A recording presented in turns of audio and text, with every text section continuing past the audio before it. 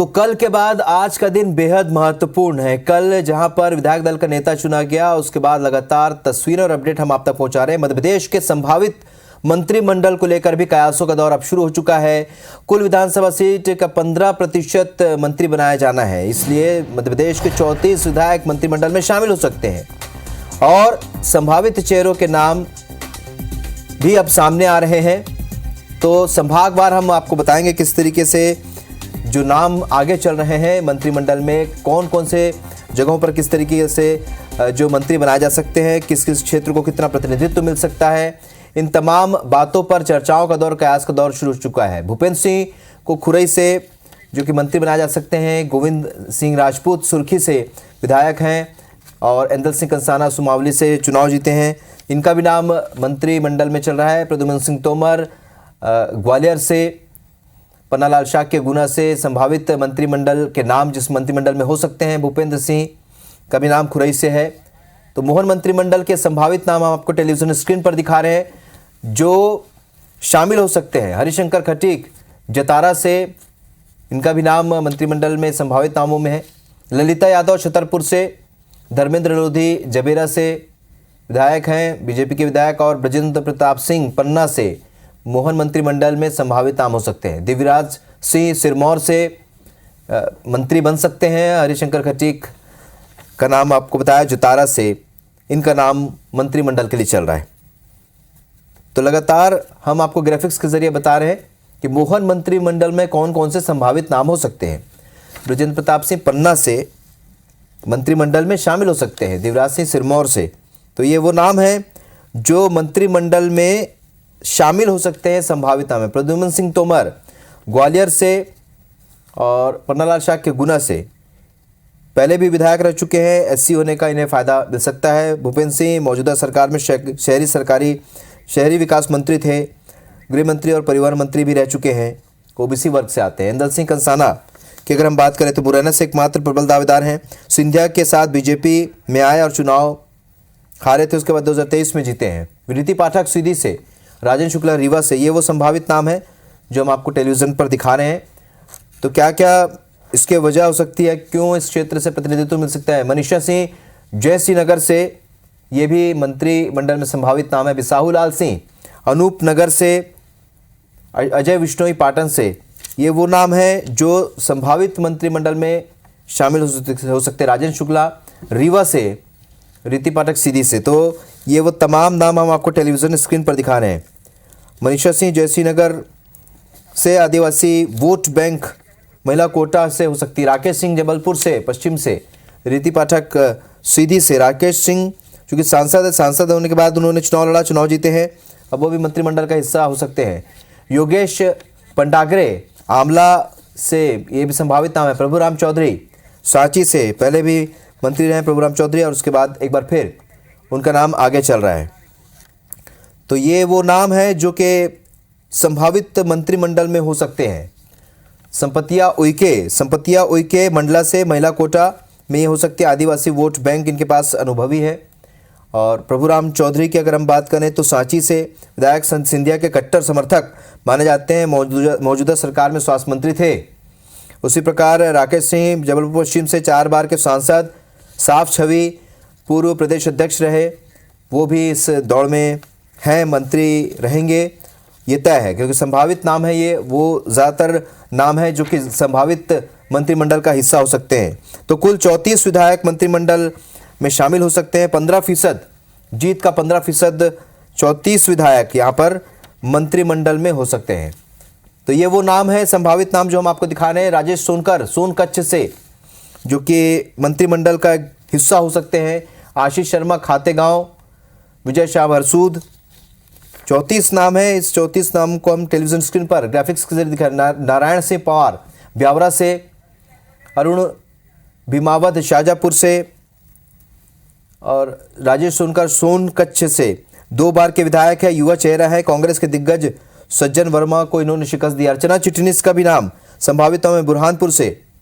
निर्मला भूरिया पिटलावत से, जो कि आदिवासी चेहरा है, पहले भी विधायक रही है, महिला कोटा से। रमेश मेंदोला इंदौर क्रमांक 2 से। लगातार विधायक सबसे ज्यादा वोटों से जीते हैं। कैलाश विजयवर्गीय के कट्टर समर्थक है। उषा ठाकुर महू से इनका भी नाम है। शिवराज मंत्रिमंडल में धर्मस्व मंत्री रही है। तुलसी सिलावट सांवेर से स्वास्थ्य मंत्री रहे हैं। अर्चना चिटनीस बुरहानपुर से, ये वो नाम है संभावित नाम जो हम टेलीविजन स्क्रीन पर दिखा रहे हैं। निर्मला भूरिया, रमेश मेंदोला इंदौर क्रमांक 2 से जो कि लगातार विधायक रहे, सबसे ज्यादा वोटों से जीते हैं। उषा ठाकुर महू से, ये भी संभावित नामों में से एक है। तुलसी सिलावट सांवेर से जो कि स्वास्थ्य मंत्री भी रहे। अर्चना चिटनीस बुरहानपुर से, ये भी संभावित नाम है। इंदल सिंह कंसाना सुमावली से, ये वो सभी संभावित नाम हम आपको टेलीविजन स्क्रीन पर दिखा रहे हैं। 34 विधायक जिनकी चर्चा है मंत्रिमंडल में शामिल हो सकते हैं। मोहन मंत्रिमंडल कल जब शपथ लेगा तो यही 34 नामों में से मंत्री होंगे।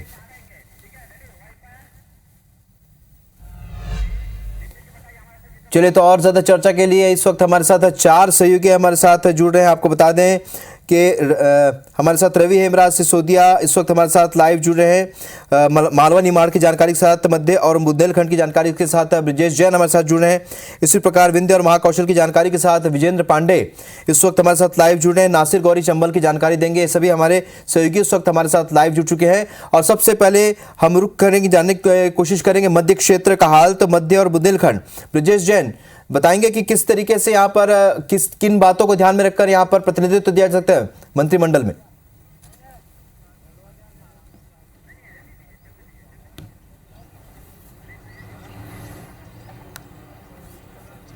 ब्रिजेश, आपको आवाज मिल रही मेरी?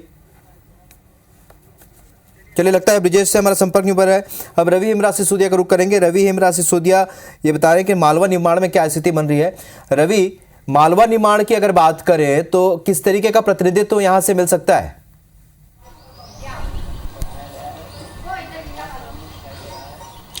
देखिए, सबसे महत्वपूर्ण है कि मालवा निमाड़ से जिम्मेदारी मिलना तो तय है, क्योंकि अगर हम पिछले शिवराज सरकार की अगर मैं बात कर लूं तो आधे दर्जन से ज़्यादा जो मंत्री रहे हैं वो मालवा निमाड़ से ही रहे हैं। यानी कि अलग अलग क्षेत्रों से आने वाले जो विधायक हैं जो कि शिवराज सरकार के मंत्रिमंडल में रहे हैं। अब सबसे महत्वपूर्ण हो जाता है कि जिम्मेदारी किसको क्या मिलना है, ये तो बाद में तय होगा। लेकिन जो संभावित नाम है, जिस तरीके से संभावित नाम IBC 24 ने अभी हमारे दर्शकों को स्क्रीन पर दिखाए हैं, लगभग उन्हें हम तय भी मान सकते हैं। क्योंकि देखिए, तुलसी सिलावट का नाम सबसे पहले लेते हैं, क्योंकि तुलसी सिलावट सांवेर विधानसभा से आते हैं और ज्योतिरादित्य सिंधिया के कट्टर समर्थक हैं और पिछली बार भी जल संसाधन मंत्री हैं और कांग्रेस सरकार के समय पे भी वो स्वास्थ्य मंत्री रहे। तो ऐसे में लंबे समय से एक अनुभव रहा है उन्हें अपने अलग अलग मंत्रालय चलाने का। तो इस बार भी एक मंत्रालय उनको तो मिलना तय है। उषा ठाकुर की अगर मैं बात कर लूँ तो कट्टर हिंदुत्ववादी वाली छवि उनकी है और ऐसे में पिछली बार भी संस्कृति मंत्री रहे हैं और एक बड़े अनुष्ठान बने आयोजन, चाहे हम खड़वा में अगर स्टेचू ऑफ यूनिटी और एकात्म धाम की अगर बात कर लें तो एक सक्सेस प्रोग्राम जो है संस्कृति विभाग ने करके दिखाया था और एक इसकी बड़ी छवि पूरे देश पर गई थी। तो ऐसे में उषा ठाकुर को भी एक बड़ी जिम्मेदारी मिल सकती है। लेकिन इस बार देखना होगा कि कैलाश विजयवर्गीय के जो सबसे खास कट्टर समर्थक माने जाते हैं और विधानसभा 2 से विधायक है रमेश मेंदोला, उनको जिम्मेदारी मिलती है कि नहीं मिलती है, क्योंकि मध्य प्रदेश में सबसे ज्यादा वोटों से जीतने वाले वे विधायक हैं। और ऐसे में सबसे महत्वपूर्ण हो जाता है कि लगातार 4 बार 5 बार के वो विधायक है और ऐसे में उनको क्या जिम्मेदारी इस बार मंत्री पद के रूप में मिलेगी, क्योंकि उनके समर्थक लंबे समय से मांग करते रहे कि रमेश मेंदोला को मंत्री बनाया जाना चाहिए और कैलाश विजयवर्गीय के कट्टर समर्थक हैं इस बार। हालांकि कल जिस तरीके के परिदृश्य हमने देखे, ये माना जा रहा था कि कहीं ना कहीं डिप्टी CM के तौर पर कैलाश विजयवर्गीय का नाम देखा जा सकता है या मुख्यमंत्री के तौर पर। अभी फिलहाल किसी भी भूमिका में फिलहाल वो नजर आए नहीं है। तो ऐसे में ये 3 ऐसे नाम है। बालकृष्ण पाटीदार की अगर मैं बात कर लूं तो वो कृषि मंत्री के तौर पर अभी हमने देखा था शिवराज सरकार के समय पर रहे थे, जो खरगोन जिले से आते हैं। तो ऐसे में अलग अलग क्षेत्रों से जितने भी आने वाले नाम है, जो संभावित नाम है, ये वो संभावित नाम है जो मजबूती से मालवा निमाड़ की ओर से प्रतिनिधित्व कर सकते हैं। और जो संभावना है वो भी 5 से 6 मंत्रियों के तौर पर पूरे मालवा निमाड़ की 66 सीटें हैं। 66 सीटों की अगर मैं बात कर लूं तो यहाँ से एक बड़ा प्रतिनिधित्व मिलना तो तय है। लेकिन सबसे महत्वपूर्ण है कि भाजपा ने इस गढ़ में अपनी उस जीत को दोहराया है जो कि 2013 में 54 सीट लेकर आए थे, लेकिन इस बार 48 सीटें, 66 में से 48 सीट इस बार भाजपा ने मालवा निमाड़ में जीती है। इसलिए इस क्षेत्र से भी एक बड़ा प्रतिनिधिमंडल, एक बड़ा मंत्रिमंडल जो है, ज्यादा से ज्यादा जो मंत्री है वो मिलना तय है। जी विजेंद्र, चूंकि हम देख रहे हैं विंध्य और महाकौशल की अगर हम बात करें, यहाँ लगभग 10 बड़े चेहरे यहाँ पर है जो मंत्रिमंडल में शामिल हो सकते हैं। इनमें राकेश सिंह जबलपुर से भी शामिल हैं। इसके अलावा रीति पाठक जैसे दिग्गज नेता भी यहाँ पर बड़े नेताओं का चेहरा। तो किन किन बातों का ख्याल रखकर यहाँ पर मंत्रिमंडल में मंत्रियों को स्थान दिया जा सकता है, विजेंद्र आपसे जानना चाहेंगे।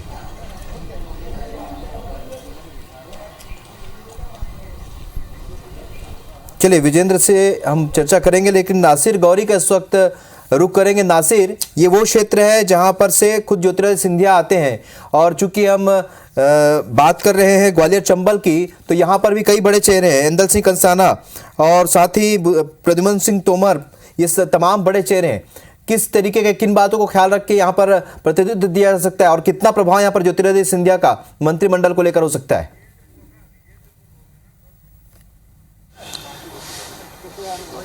बिल्कुल जाहिर सी बात है, क्योंकि ग्वालियर चंबल संभाग की जो 34 विधानसभा सीटें हैं वहां से बड़े चेहरे जीत कर आए हैं। उसमें प्रद्युम्न सिंह तोमर का नाम है, इंदल सिंह कंसाना का नाम है, ये मंत्रिमंडल में शामिल होंगे। और इसके साथ ही शामिल हो सकते हैं नारायण सिंह कुशवाहा है, ओबीसी का एक बड़ा चेहरा है, पूर्व मंत्री भी रहे हैं, इनको भी मंत्री बनाया जा सकता है। इसके साथ ही ब्राह्मण चेहरे की बात करें, क्योंकि सभी जातियों को भी यहाँ पर साधना बहुत जरूरी होगा, तो उसमें राकेश शुक्ला या फिर अमरीश शर्मा का नाम भी आ सकता है। अमरीश शर्मा नेता प्रतिपक्ष है, डॉक्टर गोविंद सिंह उनको हराने का काम किया था। इसके साथ ही एससी चेहरे की बात करें तो पन्नालाल शाह के गुना से विधायक हैं, वो जीत के आए हैं, उनको भी मंत्रिमंडल में शामिल किया जा सकता है। और इसके साथ ही कई बड़े नाम हैं। वो एक नाम और है देवेंद्र जैन का, जो शिवपुरी से विधायक है, उन्होंने 6 बार के विधायक को केपी सिंह कक्काजू है उनको हराया था, तो शायद वो भी इस मंत्रिमंडल में शामिल हो सकते। लेकिन ये लाइन में है, ये नहीं कहा जा सकता कि ये बन सकते। लेकिन जो संभावित नहीं है, फाइनल है, उनमें प्रद्युम्न सिंह तोमर का नाम है, इंदल सिंह कंसाना का नाम है, नारायण सिंह कुशवाहा का नाम है। ये संभवतः शपथ जरूर लेंगे, ये नाम है। लेकिन ग्वालियर चंबल संभाग में अगर देखा जाए तो ज्योतिरादित्य सिंधिया की अगर चलती है तो जितने पिछली बार थे, यानी कि शिवराज सरकार में जितने मंत्री थे उतने शायद कम रहे, क्योंकि इस बार ज्यादा विधायकों की संख्या नहीं है, तो इस बार कहा जा सकता है कि कम रह सकते हैं, क्योंकि 34 विधानसभा सीटों में से 18 विधायक जीत के आए, लेकिन 13 नए चेहरे हैं। तो पार्टी उन नए चेहरों पर अपना भरोसा जताती है या नहीं, ये देखने वाली बात होगी। बिल्कुल, और यही जानने की कोशिश हम लगातार कर रहे हैं, और जिस पर हम लगातार अपडेट भी हमारे जो सहयोगी उनसे लेते जा रहे हैं। विजेंद्र पांडे विंध्य और महाकौशल की अपडेट के साथ। विजेंद्र, लगभग 10 नाम है विंध्य और महाकौशल को लेकर, इसमें बहुत सारे बड़े नाम हैं। राकेश सिंह सांसद हैं और पूर्व प्रदेश अध्यक्ष भी रहे बीजेपी के, इसी तरीके से रीति पाठक और तमाम ऐसे बड़े नाम हैं। तो कितना प्रतिनिधित्व, किस तरीके का प्रतिनिधित्व यहाँ जो मंत्रिमंडल में शामिल हो सकते हैं, कौन कौन से बड़े नाम हो सकते हैं?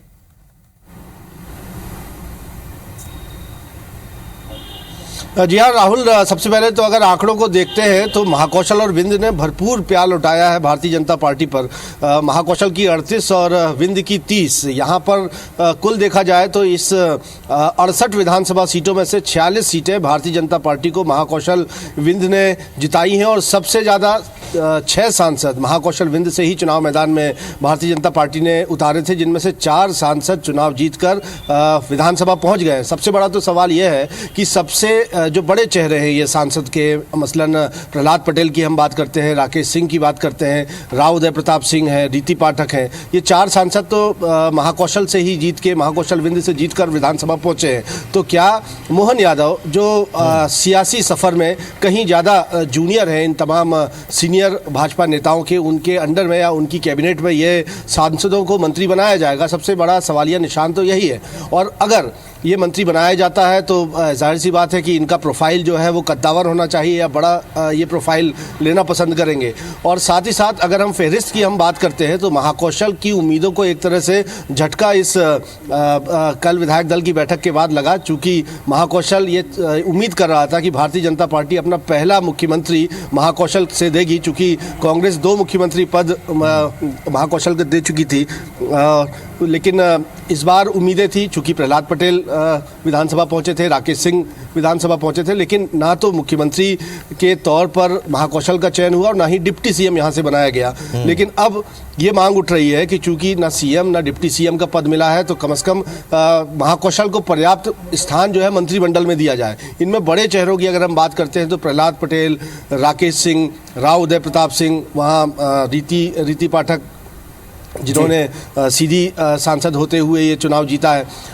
लेकिन साथ ही साथ और भी नाम हैं जो लगातार फहरिस्त में आने की काबिलियत रखते हैं, जिसमें सबसे पहला नाम अजय विश्नोई का है, जो कि लंबे समय से विधायक रहे, पूर्व मंत्री भी रहे, लेकिन उन्हें बीती शिवराज सरकार में कैबिनेट में स्थान नहीं दिया गया था, जिसको लेकर वो खासे मुखर भी हुए थे। साथ ही साथ 3 बार के विधायक हैं अशोक रूहानी।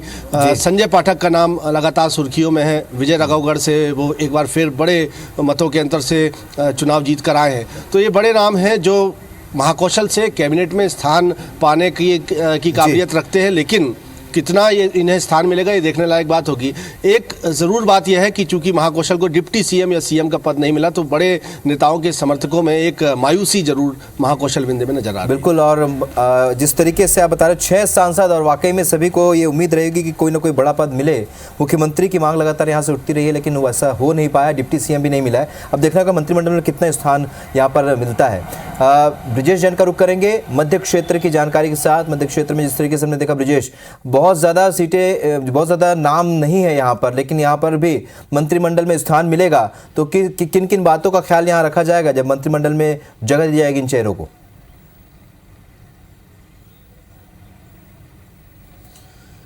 बिल्कुल, देखिए 36 में से 31 सीटें मध्य क्षेत्र से बीजेपी ने जीती हैं और कांग्रेस के पास सिर्फ 5 सीटें हाथ लगी हैं, जिसमें पहले 7 सीटें थीं, 2 सीटों का लॉस हुआ है।